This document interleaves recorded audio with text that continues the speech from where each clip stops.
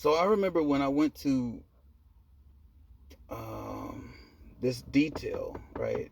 I went to this detail because I was stationed in Texas before Germany, and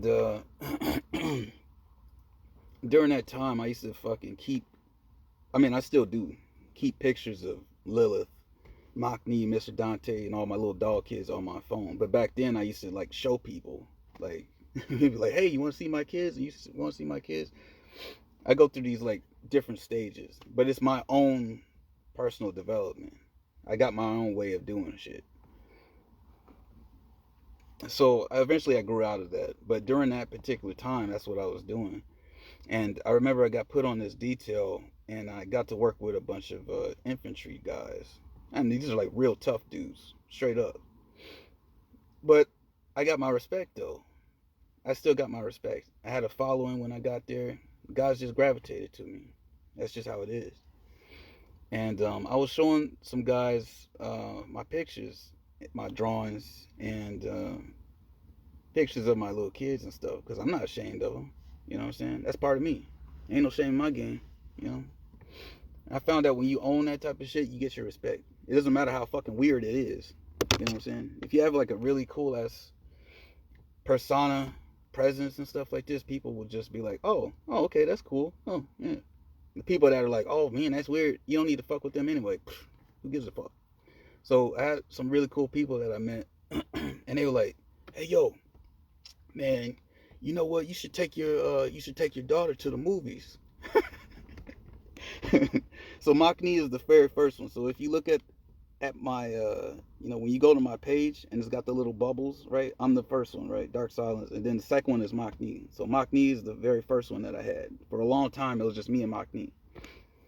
So they was like, yeah, you should take your daughter to the movies, and I was like, oh, damn, that's a good idea. So I looked at it as like a personal challenge, you know, and when they first presented this idea to me, I was like, oh, I don't know about that. Like, they was like, man, you should just do it, man. And so I start thinking to myself, like, that would be a good story to tell eventually. Now here we are. I'm telling the story. So on that Friday, right? Because I would get home and I'd be like, hey, mochni, we gonna go to the movies. And then she'd say, oh, yeah. Yeah, I'm looking forward to it, Papa. And I say, yeah. I'm going to take you to the movies, I promise. That's just what I do. It's fun. It's like a little game, you know? So I planned on taking her to the fucking movies. And so I kept my fucking promise to mochni, which mochni is just myself. They're all just me. They're just different aspects of myself, just in physical form, right? It's a very ingenious thing that I've done. So I pretty much promised myself that I would take mochni to the movies to see if I had the balls to carry something crazy like that out, right? To not be fearful of what the people were gonna fucking think about me or what was gonna happen, because I didn't know what was gonna happen. I really didn't. So on that Friday, because I think there was some type of new possession movie. I think it was called the Possession. It was some movie about this little girl who ends up getting possessed by some type of spirits in this house because the mama was doing a bunch of fucking fake ass tarot readings or something like this. But then they ended up actually summoning some type of fucking devil in the house. And that movie was coming out on I think it was called Ouija or something. I don't know. But the movie was coming out on that Friday, so it was the premiere. Okay, so keep in mind this is a fucking Friday and a new movie's coming out. So I was expecting there was going to be a lot of people there, but I wasn't expecting there was going to be as many people that was actually fucking there, man. So I drove down there, right, at about 8 p.m. I go drive, and I'm like, oh, fuck, man. My heart started beating. I'm like, oh, my God, look at all those fucking cars. And I had this thought, I was like, maybe I should turn back. And mochni was sitting in the fucking passenger seat like she used to back in those days because I used to drive around with her. And I'm like, oh, shit, man, I can't do this. But then I was like, man, fuck that shit. I was like, man, this is a story to tell. You got to fucking do this. You know? You gonna be fucking scared? And I was like, no. I was like, all right. So I was listening to 3 6 Mafia because I love 3 6 Mafia. So I was getting hyped. I was getting myself hyped up. So I drove. I had that fucking track suit on, and I had like all my fucking jewelry on and stuff like this, and I was looking fly. Put my cologne on. It was like I was like I'm really for real chilling with like a for real person, you know. And so I get my knee. I take her. We used to hold her like this, like a little baby over my fucking shoulder. So I'm walking. I walk up to the thing, and there's like a ton of people out there, man. And I'm like, oh shit, my heart's beating, but I'm keeping my composure though. You know. So I go up and I start having a conversation with fuck. I start having a conversation with some people. It was like 2 girls and this dude in a wheelchair. And I'm like, hey, what movie are y'all coming to see? And they're like, oh, we're coming to see Medea, blah, blah, blah. In my mind, I'm like, oh, y'all come see some fucking bullshit ass shit, right?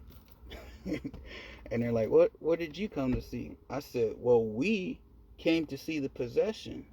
And they looked at me and they said, we? At first they were nice. But then when they looked at what I was holding, right, they was like, oh my God, this guy is fucking weird. And they looked at each other and they start laughing. Right. And I expected this shit. See, the thing about me is I can predict certain shit. That is what comes from when you get to a certain level at like gaming with fighting games particularly, you have to be able to predict your opponent to be able to be victorious.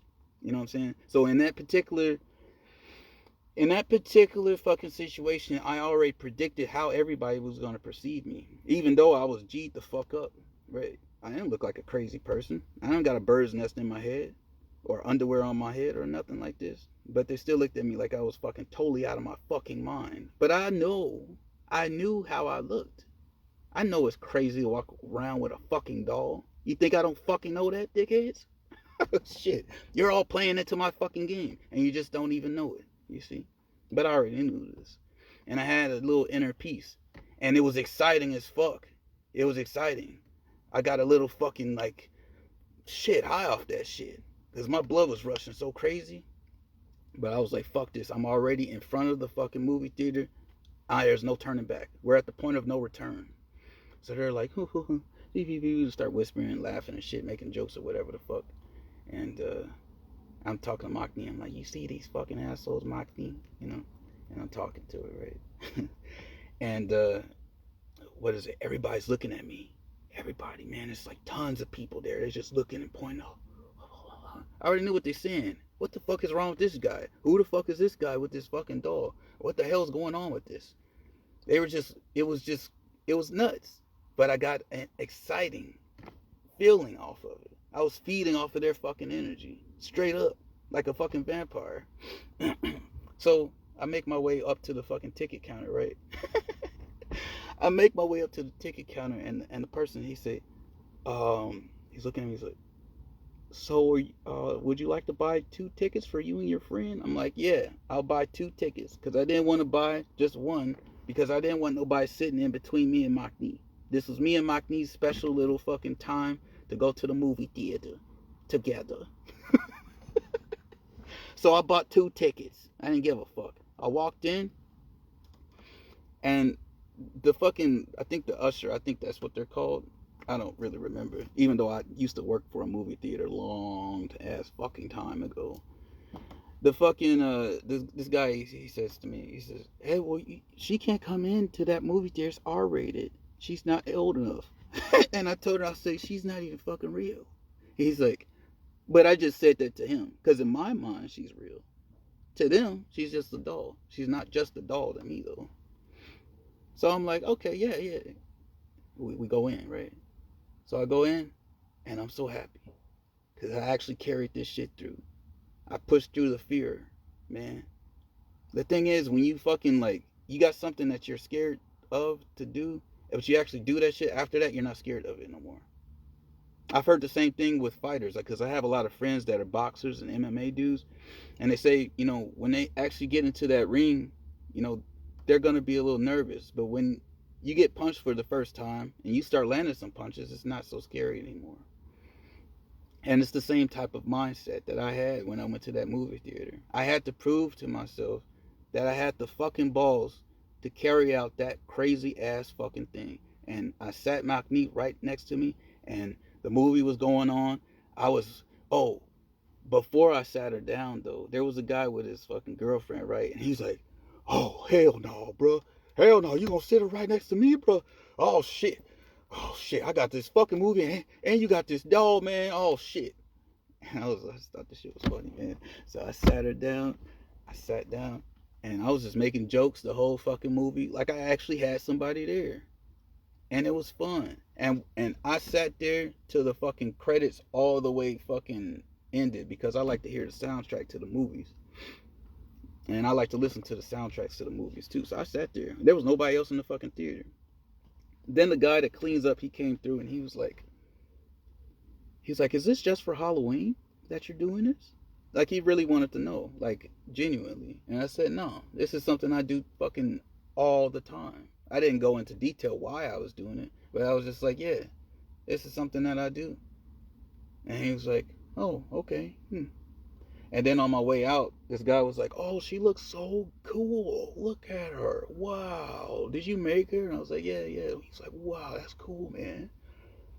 And that was really nice. It was cool, you know?